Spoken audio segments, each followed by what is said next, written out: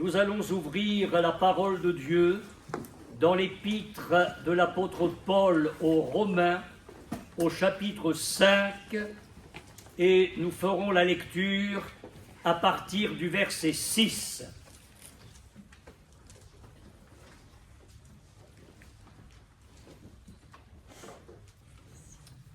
Épître aux Romains, chapitre 5, verset 6. Car lorsque nous étions encore sans force, Christ, au temps marqué, est mort pour des impies. À peine mourrait-on pour un juste. Quelqu'un peut-être mourrait-il pour un homme de bien. Mais Dieu prouve son amour envers nous, en ce que lorsque nous étions encore des pécheurs, Christ est mort pour nous. À plus forte raison donc, maintenant que nous sommes justifiés par son sang, serons-nous sauvés par lui de la colère. Car si, lorsque nous étions ennemis, nous avons été réconciliés avec Dieu par la mort de son Fils, à plus forte raison, étant réconciliés, serons-nous sauvés par sa vie. Amen.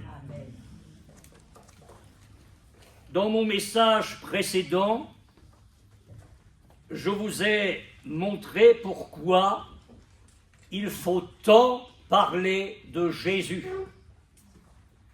et pourquoi la prédication, qu'elle soit celle de l'évangéliste, celle du pasteur-docteur, celle du prophète, celle de l'apôtre, la prédication doit être remplie de Jésus.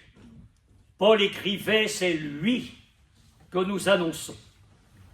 Parce que Jésus remplit toutes les Écritures.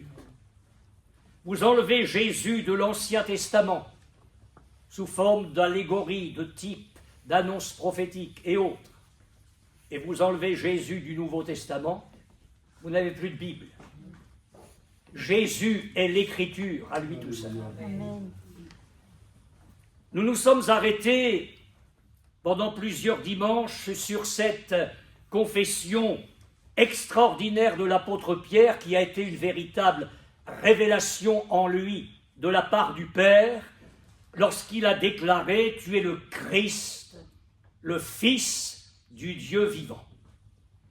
Et Jésus a montré que c'est sur cette déclaration-là, la foi dans cette réalité, que l'Église est bâtie. Après vous avoir parlé de la nécessité de parler constamment de Jésus, j'aimerais aujourd'hui poser la question, mais pourquoi parler de Jésus comme étant le Christ, le Fils du Dieu vivant, dans le ciel? Et cela va nous préoccuper pendant plusieurs dimanches. Pourquoi parler de Jésus, le Fils du Dieu vivant, dans le ciel?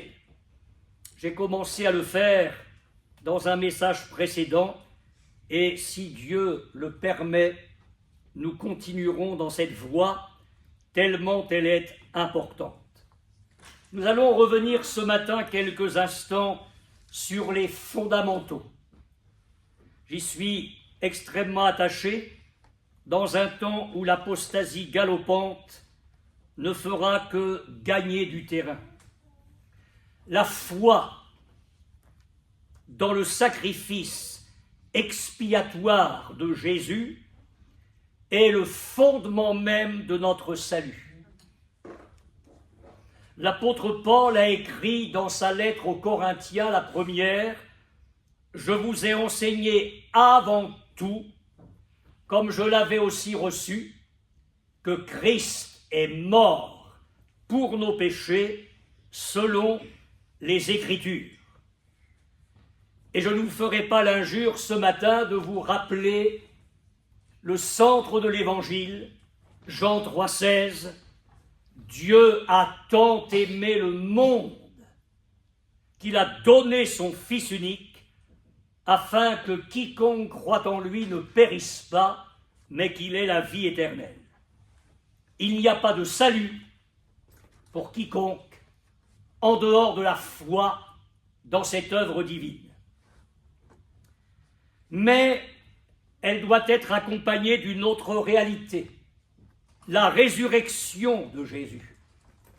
Il est indispensable pour tout être humain qui veut être sauvé de croire dans la résurrection de Jésus. Et je cite la suite de la parole de Paul aux Corinthiens. Je vous ai enseigné aussi que Jésus a été enseveli et qu'il est ressuscité des morts selon les Écritures. Et dans sa lettre aux Romains, il dit « Si tu confesses de ta bouche que Jésus est le Seigneur, et si tu crois dans ton cœur que Dieu l'a ressuscité des morts, tu seras sauvé. » Je voudrais y ajouter ceci. Il est nécessaire d'avoir la foi dans la glorification de Jésus. J'entends par là son ascension et sa place à côté du Père céleste. Paul écrivait aux Éphésiens, Dieu a déployé sa force en Christ en le ressuscitant d'entre les morts et en le faisant asseoir à sa droite dans les lieux célestes. Je voudrais ici attirer votre attention à propos de ce dernier point. Parce que notre foi dans le fait que Jésus est remonté au ciel et dans le fait qu'il est assis à la droite du Père et que c'est de là qu'il va revenir nous chercher, croire cela, c'est déjà beaucoup. Mais est-ce que je vais vous choquer si je vous dis que c'est loin d'être suffisant?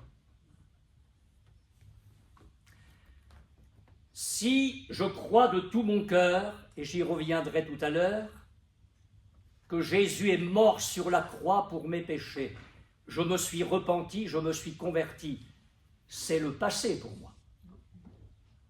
On est bien d'accord? Maintenant, je crois que Jésus est remonté au ciel, qu'il est à la droite de Dieu et qu'il va revenir me chercher. Ça, c'est le futur. Mais quel est mon Jésus pour aujourd'hui? Ça ne peut pas être le Jésus de la croix, c'est passé. C'est forcément le Jésus dans le ciel. Et c'est là où nous avons besoin de toute la parole de Dieu et toute l'illumination du Saint-Esprit pour que cette réalité de Christ dans le ciel ne soit pas un point du credo de l'Église, mais une véritable vie en moi, une véritable communion, parce que Dieu m'a appelé à la communion, à l'union avec son Fils, de ce fait, avec un Christ céleste. Alors j'oserais vous dire ce matin, et je sais que cela paraîtra sur Internet, mais j'assume mes propos, j'ose dire que l'œuvre de la croix a des limites. Vous allez me dire, oula! L'œuvre de la croix a des limites. Alors certes, elle a été indispensable. Il n'y a pas de salut, je le répète, en dehors de la foi dans le sacrifice de Jésus. L'œuvre de la croix est indispensable. J'y ajoute ceci. Elle est pleinement efficace. Vous le croyez? Amen. Elle est pleinement suffisante. Nous n'avons pas besoin d'autre chose pour être sauvés. Nous n'avons pas besoin d'une autre personne. Il n'y a de salut en aucun autre qu'en Jésus. L'œuvre de la croix est glorieuse. L'œuvre de la croix est riche en grâce. C'est dans cette œuvre que je trouve la rémission de mes péchés, le pardon, la réconciliation avec Dieu, la justification, la sanctification, la guérison. Mais, et je reviens au texte que nous avons lu en introduction, il y a un trésor qu'il nous faut découvrir. Lorsque nous étions morts dans nos péchés, ennemis de Dieu, nous avons été réconciliés avec Dieu par la mort de Jésus. Bien. Et maintenant, il est indispensable que nous soyons sauvés. Ce n'est pas moi qui le dis, c'est la parole de Dieu que nous avons lue. Il est indispensable que nous soyons sauvés par la vie de Jésus. Et non plus seulement par sa mort. Je vais vous prendre un exemple un petit peu, parce que ce n'est pas facile. Alors il est imparfait, mais vous allez me comprendre. Avant que Noé ne vienne à la vie, ce n'est pas le personnage de la Bible, hein. C'est notre petit Noé, c'est le plus jeune frère de l'Église. Avant que Noé ne vienne à la vie, il n'existait pas. D'accord. Et avant que nous ne nous convertissions au Seigneur, pour Dieu, nous n'existions pas. Excusez-moi de le dire comme ça, mais vous me comprenez. Nous étions morts dans nos péchés. Et puis, par la foi en Jésus, nous sommes venus à la vie. Jésus a appelé ça « naître d'en haut »,« naître de nouveau ». Bon, si Noé pouvait parler, il dirait « je suis content, je suis vivant ». Mais il dirait à maman et à papa « maintenant vous allez vous occuper de moi ». Parce que si vous ne vous occupez pas de moi maintenant que je suis né, je vais mourir. Vous commencez à comprendre. Étant morts dans nos péchés, nous avons été rendus à la vie avec Dieu par Jésus. Mais maintenant, je ne peux plus vivre maintenant du Christ crucifié. C'est passé, ça. Comment est-ce que je vais être maintenu dans la vie? Comment est-ce que je vais me développer dans la vie? J'oserais dire avec un autre Jésus. C'est le même, hein? Non pas celui de la croix, mais celui du ciel. Alors si Dieu me fait grâce, je vous parlerai ultérieurement des richesses et de la gloire de notre salut par la vie de Jésus dans le ciel. Je suis encore pour un peu de temps avec vous. Vous ne pourrez pas me reprocher de ne pas vous avoir parlé de Jésus. À ce niveau-là, je pense que j'aurais fait ma part. Alors c'est vrai qu'actuellement, nous entrons dans un enseignement qui est un petit peu consistant. Il faudra que nous arrivions progressivement à revenir à des choses plus simples pour tenir compte de tout. Il faudra aussi du lait, de la bouillie, premier âge. Pour l'instant, on en reste à la côtelette de mouton. Mais j'aimerais que nous découvrions ensemble ce matin 3 textes qui revêtent un caractère général concernant le Christ dans le ciel et les conséquences pour notre vie. Je voudrais que nous lisions dans l'épître aux Éphésiens. Épître aux Éphésiens, nous allons lire au chapitre 1er,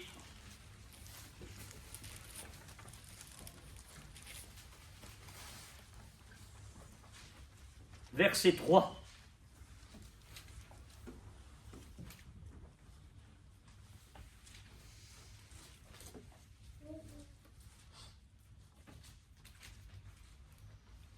Éphésiens chapitre 1er, verset 3.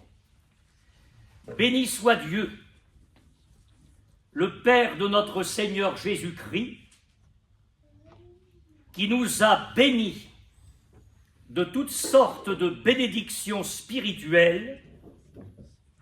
Où ça? Dans les lieux célestes, en Christ. Alors, comme dans la plupart de ses lettres, l'apôtre Paul a introduit ses écrits par des salutations, un vœu de bénédiction, et maintenant il entre dans son enseignement. Oula! Mais il nous amène au plus haut, on ne peut pas être plus haut. Il nous tire vers le haut tout de suite. Et il nous dit que Dieu nous a bénis de toutes sortes de bénédictions spirituelles dans les lieux célestes en Jésus-Christ. D'ailleurs, au verset suivant, il dit que tout cela, c'était même avant la fondation du monde. Donc la volonté de Dieu était très très claire à ce sujet. Alors il l'a fait avant la fondation du monde, et il le fait maintenant. Et je le répète, il faut noter les hauteurs célestes où l'apôtre Paul, inspiré par le Saint-Esprit, s'élève d'entrée. Parce que vous pourrez lire à la maison cette épître aux Éphésiens qui, comme toutes les Écritures, est magnifique.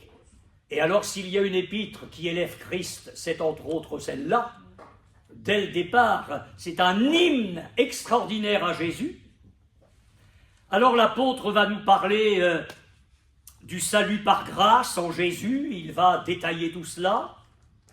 Il va parler du salut des Juifs et des païens, et il nous dit que la mort, la croix de Jésus a réuni Juifs et païens en un seul corps, qu'il a détruit le mur de séparation, l'Église a été construite par la croix, et puis l'apôtre Paul développera ensuite sa lettre en nous parlant de toutes les exhortations pratiques concernant notre marche chrétienne. Mais avant tout cela, il nous dit que Dieu nous a bénis de toutes sortes de bénédictions spirituelles dans les lieux célestes en Jésus. Et le texte grec est très intéressant parce qu'il n'y a pas le mot « lieu ». Il n'y a pas le mot « lieu ». Dieu nous a bénis de toutes sortes de bénédictions spirituelles dans les célestes. Ça veut tout dire. D'ailleurs, si vous voulez lire avec moi maintenant, au chapitre 1er, verset 20, il est question de la puissance extraordinaire du Seigneur. Il l'a déployé en Christ, en le ressuscitant des morts et en le faisant asseoir à sa droite dans les célestes. Il n'y a pas le mot « lieu » non plus dans le texte original. Et puis on va lire au chapitre 3, verset 10. Afin que les dominations et les autorités dans les célestes connaissent aujourd'hui par l'Église la sagesse infiniment variée de Dieu. Qu'est-ce que l'apôtre Paul veut nous enseigner ici, inspiré par le Saint-Esprit? C'est que l'origine de toutes les bénédictions pour lesquelles il rend grâce à Dieu sont dans les célestes, là où siège le Seigneur. Elles sont dans le ciel, là où sont tous les trésors, où tous les trésors de Dieu nous sont ouverts. Elles nous sont réservées dans le ciel et nous sommes appelés à en jouir dès maintenant. Ce qui m'amène à vous dire et à me dire que nous avons intérêt à vivre là où est le trésor.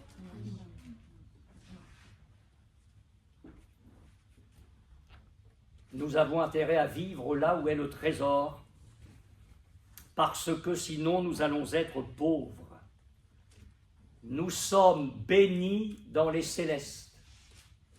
Et je pose la question, mon frère, où est-ce que tu es en train de vivre ta vie chrétienne? Ma sœur, où est-ce que tu es en train de vivre ta vie chrétienne? Il faut être là où se trouve le trésor, les richesses, les bénédictions spirituelles. C'est comme un fleuve qui coule. Il faut être là où coule le fleuve.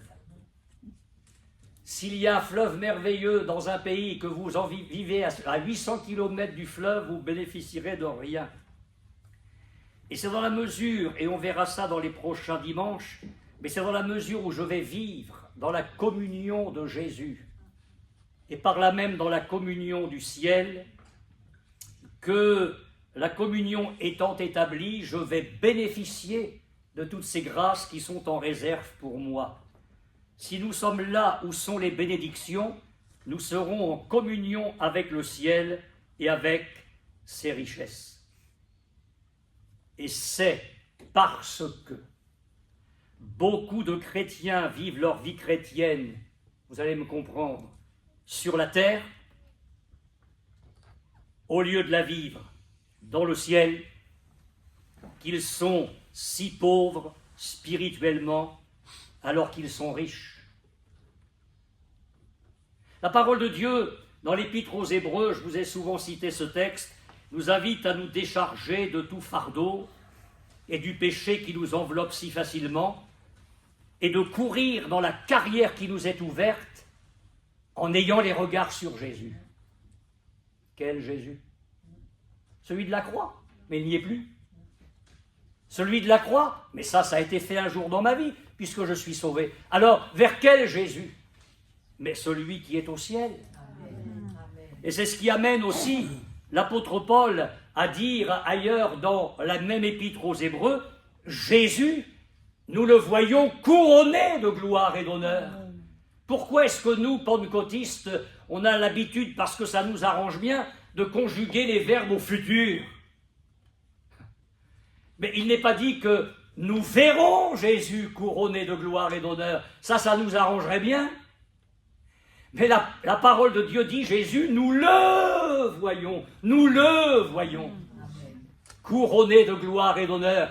Il faut que le Seigneur dessille nos yeux avec son divin collier. Il faut que le Saint-Esprit saisisse notre vision spirituelle, que Dieu nous donne l'esprit de sagesse et de révélation dans sa connaissance, qu'il nous tire vers le haut, qu'il nous tire vers le ciel. Il faut que l'onction de Dieu nous saisisse.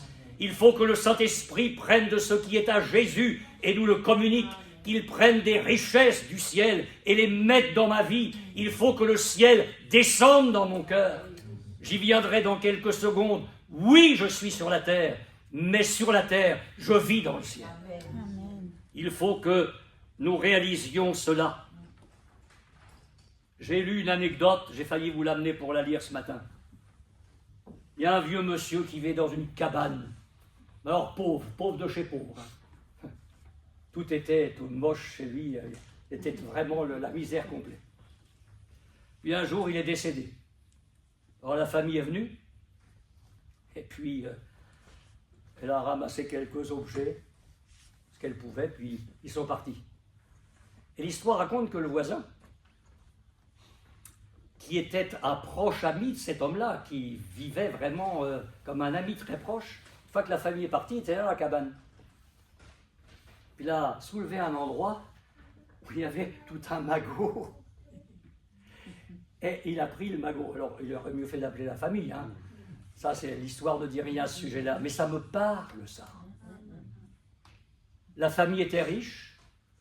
Elle aurait pu hériter de la richesse, mais elle ne vivait pas dans la communion de leurs membres de famille. Le voisin, lui, oui, et il en a profité. Et je me dis, mais on a un Père infiniment riche, et comment ça se fait que nos églises, elles se traînent dans la misère? Ça, il y a un problème, là. Seigneur, j'ai pas, Seigneur, il me manque ça, Seigneur. Écoutez l'Ecclésiaste, le sage, il est un mal que j'ai vu sous le soleil, des riches sont assis dans l'abaissement. C'est un mal qui a été vu par le sage. Des riches sont assis dans l'abaissement. Mes frères et sœurs, quand le culte sera fini, nous allons nous mettre debout. Restons debout, je vous en supplie. Ne soyons pas assis dans l'abaissement. Nous sommes riches. Il y a un homme de Dieu qui a fait un commentaire sur l'épître aux Éphésiens et il a titré son livre « Soyez riches ». soyez riches. Lorsque nous sommes nés de nouveau dans la famille de Dieu, nous sommes nés riches. Notre Père Céleste n'est pas pauvre, il nous a fait riches en son Fils. Vous connaissez la parabole du Fils prodigue? Mais j'ai souvent prêché sur le frère. Parce qu'on l'oublie celui-là. Mais le frère, il a toute sa place. Hein. Alors, dans la maison du Père, à un moment donné, c'est la grâce. Une atmosphère de... C'est un culte de louange, d'adoration, de grâce. La fripouille revient. Le débauché revient, il a souillé ses vêtements, son corps, son âme avec des prostituées, des gens de mauvaise vie. Il a tout gaspillé, mais il revient. Il se repent et le Père pardonne tout. Dieu jette nos péchés au fond de la mer, il ne s'en souvient plus jamais. Et c'est la fête.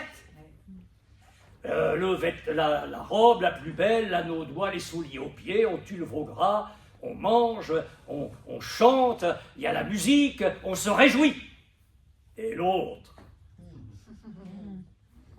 drapé dans son égalisme, à lui, il n'a jamais quitté la maison, lui. C'est Monsieur Parfait, le fil à plomb de la maison du Père.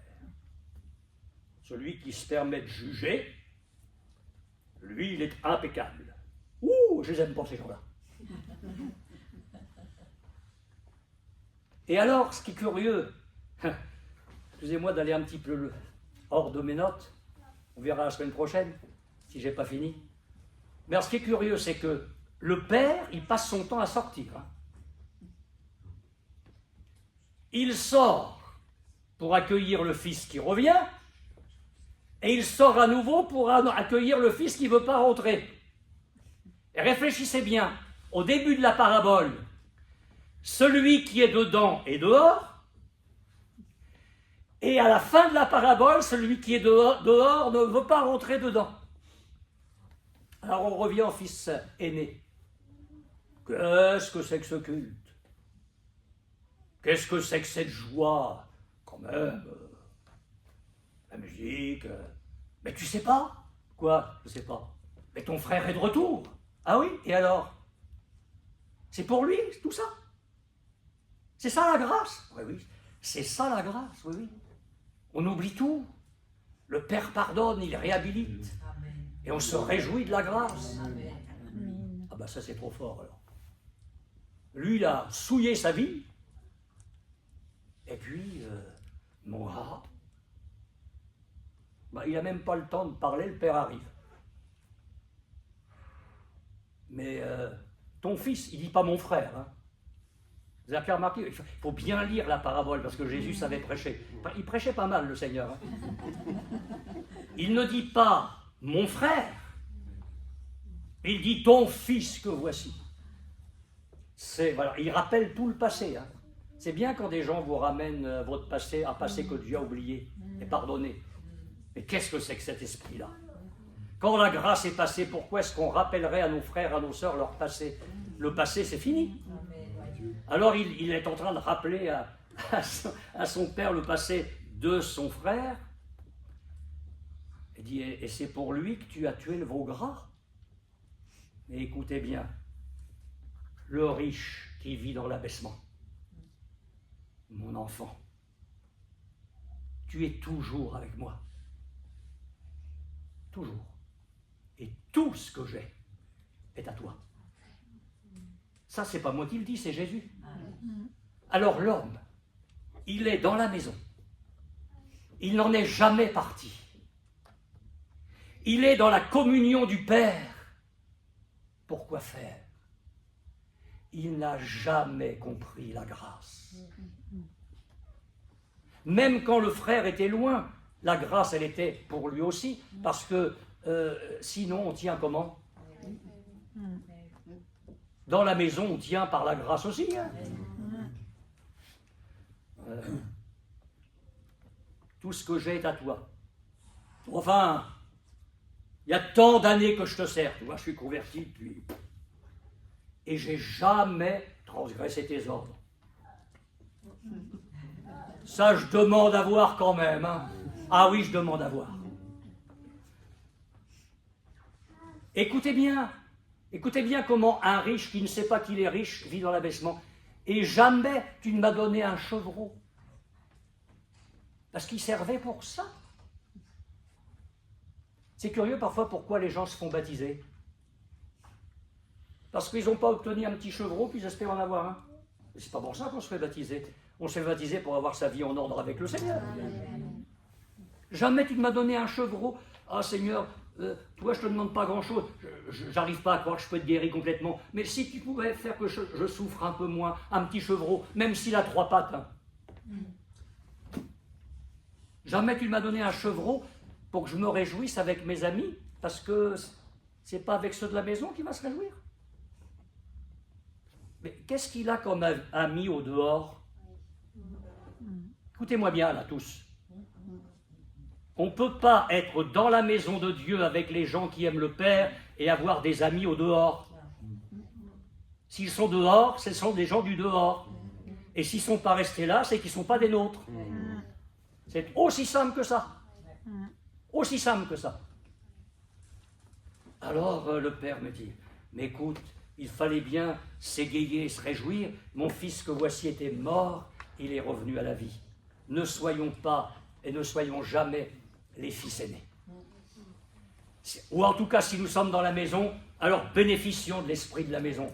Seigneur, je suis là, dans ta maison, tu es le Père, tu es riche, j'ai été béni de toutes sortes de bénédictions dans les célestes. Ah, ben je vais en profiter. Hein. C'est pas un chevreau qui m'intéresse, ouais, c'est tout le troupeau. Hein. Mais oui, vous comprenez ce que je veux dire? Nous allons vivre dans la richesse de Dieu. Là, le second point que je voudrais développer avec vous rapidement, puis je vais arrêter là, c'est que le fait que nous sommes bénis de toutes sortes de bénédictions dans les célestes devrait déclencher en nous une attitude spirituelle que Dieu attend de nous. On va lire dans l'Épître aux Colossiens, au chapitre 3. Colossiens, chapitre 3, verset 1er.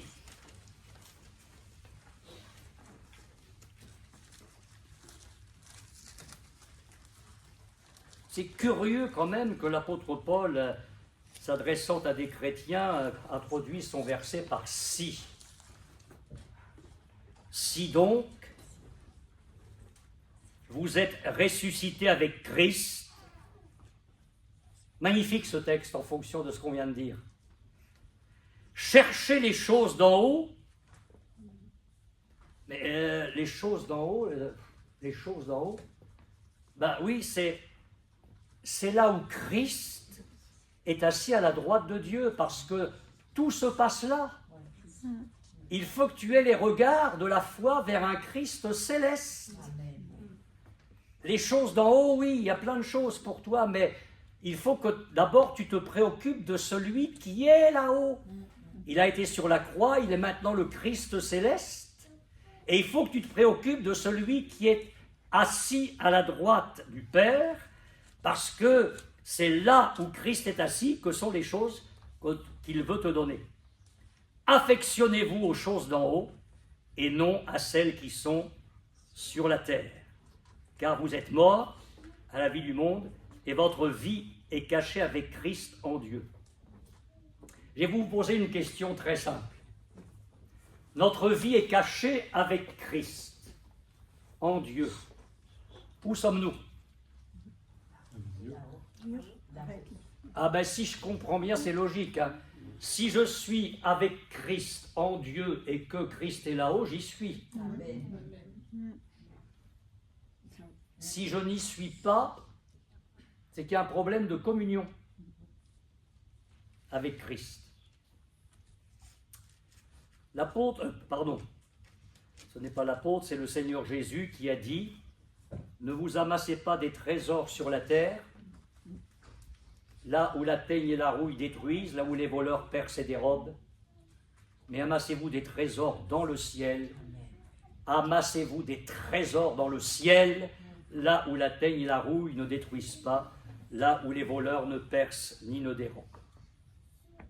Savez-vous ce qu'a dit le Seigneur Jésus dans ce même discours, appelé le discours, le sermon sur la montagne, une charte du royaume? Il a parlé de ceux qui ne sont pas sauvés comme des païens. Alors il parle du manger, du boire, du vêtement, et il dit que ce sont les païens qui les recherchent. Ailleurs dans l'évangile de Luc, Jésus parlera des enfants de ce siècle. Alors les païens, les enfants de ce siècle, cherchent et s'affectionnent aux choses de cette terre parce que c'est là qu'ils vivent. Oui, on ne peut pas vivre comme des déséquilibrés, des gens qui n'ont pas une raison saine, qui n'ont pas les pieds sur la terre. Bien sûr qu'il faut s'assumer. Il faut assumer ses responsabilités familiales, civiques, professionnelles. Il faut vivre avec un témoignage irréprochable. Mais notre vie spirituelle, elle est là-haut. Amen. Il y a un point très significatif. Si donc vous êtes ressuscité avec Christ, vous ne pourrez pas vivre sur la terre, puisque le Christ ressuscité est là-haut. Alors moi, je dis rien, mais je regarde. Et quand je vois des chrétiens qui s'affectionnent aux choses d'en bas, et ça se voit vite, hein, ça se voit vite, hein, on voit les priorités, on voit les choix, les options, il y a plein de choses très très significatives, je ne vous donne pas tous mes secrets. Mais on voit bien quand les gens ne s'affectionnent pas au céleste, mais que les priorités, c'est la terre. Être comme le monde, ressembler le plus être au top du monde. Mais Jésus dit, mais si tu es ressuscité avec Christ, mon fils, mais affectionne-toi aux choses d'en haut. Affectionne-toi aux choses d'en haut.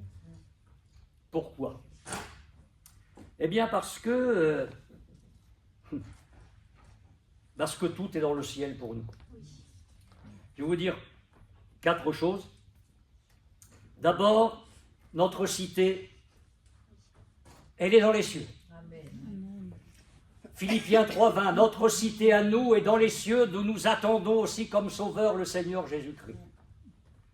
Notre cité, c'est pas notre maison, c'est pas notre pavillon. Oui, il faut réparer la gouttière, oui, il faut redonner un petit coup de peinture, oui, il faut désherber le jardin, il y a un témoignage à porter. Mais enfin, le cœur, il n'est pas là-dedans. On a connu à Rouen un homme, un chrétien, qui avait fait l'acquisition d'une maison. Et puis alors, on ne l'a plus vu aux réunions. Il passait son temps dans sa maison, il fallait que tout soit retapé, tout. Et pendant des mois. Et quand il a eu fini la maison, il est mort. Je vous le dis parce que ça, on l'a vécu, on était là-bas. Non, notre cité à nous est dans les cieux. Quand c'est l'heure de la réunion, on n'est pas des légalistes, on n'a qu'un culte par semaine. Mais on est là. Ah oui, frère, mais il y a ça, et si je ne vais pas là, je vais vivre comment? Parce que ton père n'est pas riche, il n'est pas capable de te donner par une autre voie de quoi subvenir à ses besoins. Mais où est notre vie de ressuscité? Notre cité dans les cieux. Notre nom, il est sur le registre d'une mairie quelque part. Oui, mais là, les disciples sont revenus joyeux, les démons nous sont soumis. Jésus a calmé le jeu. Il a dit, oui, c'est bien, mais il y a mieux que ça. Réjouissez-vous de ce que vos noms sont écrits dans le ciel. Il y a un livre de vie là-haut, il y a un registre, l'état civil céleste, et notre nom est écrit là-haut. Notre Père. Quand vous priez, dites notre Père qui est sur la terre. Oh bah alors là, franchement, s'il est sur la terre. Non, notre Père qui est aux cieux. Il domine tout. Il a tout sous sa domination et il possède toutes choses. Et puis l'endroit où se trouve Jésus, c'est maintenant le ciel. À la Pentecôte, juste avant la Pentecôte, les anges, les disciples ont vu Jésus partir et on imagine ce que ça a été pour eux de voir leur Seigneur de ne devenir qu'un petit point comme ça qui disparaissait. Et ils sont restés là, regarder au ciel. Ben oui, mais ils voyaient que des nuages. Hein. Et Jésus, les anges leur ont dit, mais arrêtez. Pourquoi vous arrêtez-vous à regarder au ciel? C'était pas la bonne méthode à ce moment-là. Ce Jésus qui a été enlevé au ciel du milieu de vous va revenir de la même manière que vous l'avez vu allant au ciel. Alors ils se sont retrouvés, ils ont prié, ils ont été remplis de l'Esprit et ils ont accompli leur mission. Voilà pourquoi nous parlerons longtemps de Jésus dans le ciel, parce que tout est là. Et si nous voulons que notre vie, nos foyers, notre Église, on ne va pas parler des autres, connaissent un développement magnifique à la gloire de Dieu, il va falloir qu'ensemble, nous décidions de vivre là-haut. Et la parole de Dieu va nous en montrer le chemin. Que Dieu nous bénisse les uns et les autres dans sa grâce. Notre Père Céleste, nous prions pour que ta parole se grave dans nos cœurs. J'ai faim et soif de ce Jésus-là, ton Fils bien-aimé, qui est à ta droite dans le ciel. J'ai faim et j'ai soif de cette communion avec le Christ céleste. J'ai faim et soif de ces choses qui nous sont réservées là-haut, là où Jésus est assis à ta droite. Je te bénis parce que toi-même tu nous as bénis, c'est fait. Nous n'avons qu'à nous en emparer par la foi de toutes ces bénédictions spirituelles dans les célestes. Permets-nous de vivre un temps de grâce dans ce temps de Sainte Seine. Permets-nous de vivre un temps de louange magnifique. Baptise les croyants dans le Saint-Esprit. Relève mes frères et sœurs malades. Nous attendons de toi de grandes choses et non pas des choses médiocres. Tu ne peux pas le faire. Tu n'es pas le Dieu de la médiocrité. Tu es le Dieu de la plénitude. À toi, Seigneur, soit toute la gloire.